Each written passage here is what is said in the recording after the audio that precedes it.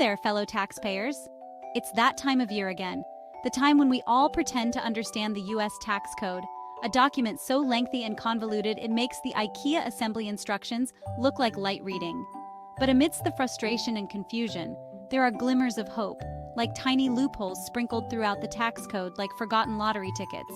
Yes, believe it or not, buried within the IRS tax code are deductions so bizarre, so outlandish, that you'll wonder if they were written by a team of tax attorneys high on fermented kombucha.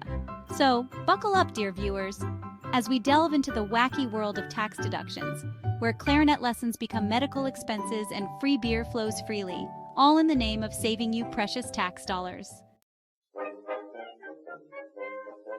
Our first stop on this whirlwind tour of tax oddities takes us to the dentist's office, or rather, a place where the dentist's sworn enemy reigns supreme, the world of woodwind instruments, specifically the clarinet.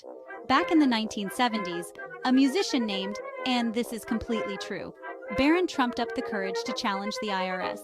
Turns out playing the clarinet could potentially strengthen certain mouth muscles, which, in a roundabout way, could be beneficial for dental health. And just like that, the IRS, in all its infinite wisdom, decided that this logic, while questionable, was technically sound. But hey, if you've always wanted to learn how to play when the Saints go marching in on the clarinet, and you happen to have a very understanding dentist, this could be your chance. Let's face it, when most people think about tax deductions, images of receipts, invoices, and maybe the occasional home office setup come to mind. We often think of the mundane, the everyday expenses that we meticulously track to save a few bucks come tax season. But what if I told you that tax deductions could be a bit more unconventional? Imagine this, a bottle of baby oil shimmering seductively on the bathroom counter. For most, it's just a household item, but for some hardworking individuals, it could actually be a legitimate business expense. Yes, you heard that right. That seemingly ordinary bottle of baby oil can play a crucial role in their professional lives. Enter the world of bodybuilders, those modern-day gladiators of muscle and might. These athletes dedicate countless hours to sculpting their bodies to perfection. And believe it or not, they can actually write off the cost of body oil as a business expense. It's not just about looking good. It's about enhancing their muscle definition and overall appearance for competitions. Why, you ask? Because in the cutthroat world of professional bodybuilding, looking the part is just as important as lifting the part. The sheen from the oil highlights their muscles, making every contour and striation pop under the stage lights. It's a critical component of their presentation, and judges take notice. Of course, as with most things in the tax world, the devil is in the details. The IRS doesn't just hand out deductions willy-nilly. You'll need to navigate the intricate web of tax regulations and ensure you have all your paperwork in order. To qualify, you'll need to prove that you're a professional bodybuilder, meaning you're earning income from competitions or endorsements. This isn't a hobbyist's deduction. It's reserved for those who are serious about their bodybuilding careers and can demonstrate their professional status. But hey, if you're serious about your bodybuilding career and happen to enjoy the feeling of being perpetually slathered in oil, this deduction could be your ticket to tax-time bliss. Imagine the satisfaction of knowing that your dedication to the sport not only pays off in the gym, but also in your financial statements. So next time you see that bottle of baby oil, remember, it's not just for glistening anymore, it's a symbol of your hard work and a potential tax-saving tool. Moving. The single word is enough to send shivers down the spine of even the most organized individual. But what about our furry, scaly, or feathered companions? Moving them can be a logistical and emotional roller coaster all its own.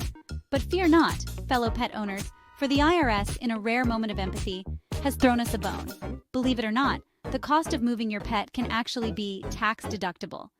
Now, before you start planning Fido's first-class flight to Fiji, there are a few catches. First and foremost, you have to be moving for a job. The move has to be necessary for you to start your new job, and the expenses have to be reasonable. Ah, beer, the nectar of the gods, the elixir of life, the beverage that pairs perfectly with everything from pizza to tax forms. But what if I told you that your love of a cold one could actually save you money come tax season? No, I'm not talking about drowning your tax-related sorrows in a bottomless pint glass. I'm talking about the wonderful world of business expense deductions. That's right, folks. If you're a business owner, giving away free beer could actually be a legitimate tax write-off. Now, before you start installing beer taps in your break room, let me clarify. This deduction applies specifically to promotional expenses. The key here is to be able to demonstrate that the free beer is directly related to generating income for your business. So no, you can't just write off your weekly beer pong tournament with your buddies as a networking event. The Amish, known for their simple living, horse-drawn buggies, and surprisingly savvy approach to taxes. That's right, folks. In the annals of unusual tax deductions, the Amish community has carved out a unique niche for themselves. Due to their deeply held religious beliefs, the Amish are exempt from paying Social Security taxes. The Amish believe in self-reliance and providing for their own communities, which extends to taking care of their elderly and those in need. They view Social Security as a form of government assistance that runs counter to their core values. The IRS, recognizing the sincerity of their beliefs and their long-standing tradition of self-sufficiency, has granted them an exemption from these taxes. Ahoy there, mateys, and welcome aboard the good ship tax deduction. In this chapter of our nautical adventure, we set sail for the high seas to explore a deduction so specific, so niche, it might as well be written in ancient mariner code. Yes, you read that right, we're talking about tax breaks for whaling captains. Back in the 19th century, when whaling was a booming industry, and a decidedly less ethical one, we might add, the U.S. government offered whaling captains a special tax deduction for the costs of repairing their ships. Today, thankfully, commercial whaling is largely a thing of the past, and with it, this particular deduction has gone the way of the dodo, or perhaps more appropriately, the whale. Cat lovers, rejoice! This one's for you. In the pantheon of unusual tax deductions, this one might just take the tuna-flavored cake. Believe it or not, under certain circumstances, you can actually deduct the cost of cat food as a business expense. This deduction applies specifically to businesses that use cats for pest control purposes. If you can convince the IRS that your feline friend is an essential part of your business's pest control strategy, you might just be able to deduct the cost of their food. Of course, you'll need to be able to prove that the cat is actually working for its keep. Ah, private jets, the ultimate symbol of luxury, extravagance, and, believe it or not, potential tax savings. That's right, folks. In the rarefied air of high-flying tax deductions, the cost of using a private airplane can sometimes be written off as a business expense. Now, before you start dusting off your aviator sunglasses and planning your next business trip to the Bahamas, let me clarify. This deduction is not for the faint of heart or for those with faint bank accounts. The IRS has strict rules about when and how you can deduct private aircraft expenses, and they involve a lot of complicated math, legal jargon, and probably several meetings with accountants who specialize in deciphering the tax code in ancient Sumerian. Generally speaking, to qualify for this deduction, you need to be able to prove that the use of a private aircraft is essential for conducting business.